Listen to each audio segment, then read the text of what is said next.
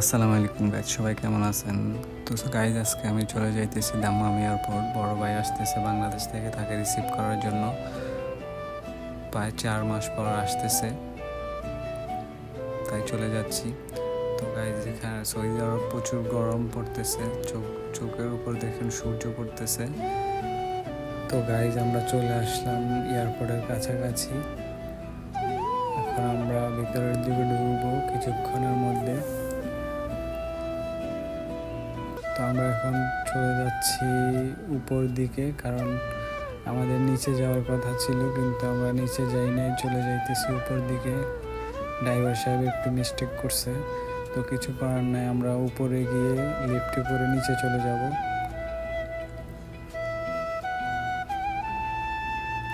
কিছুক্ষণ অপেক্ষা করার পর চলে আসতেছে বড় ভাই। ওই যে দেখুন, সাদা শার্ট গায়ে দেওয়া, দেখুন। তাকে রিসিভ করে আমরা চলে যাব বাহিরে। তার সাথে আমরা সাক্ষাৎ করলাম, ওইটা দেখাতে পারি নাই। তো ফাইনালি আমরা বাইরে চলে আসলাম, গাড়ির জন্য অপেক্ষা করতেছি। গাড়ি একটু আসতে লেট করতেছে, কল দিলাম, বলতেছে উনি নামাজ পড়তে গেছে, আসতেছে।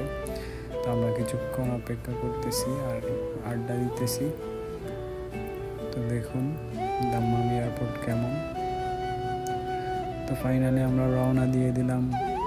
এখন প্রায় বাজতেছে 7:30। প্রায় আধা ঘন্টা লেট করছে গাড়ির ড্রাইভার সাহেব। তো চলুন যাওয়া যাক।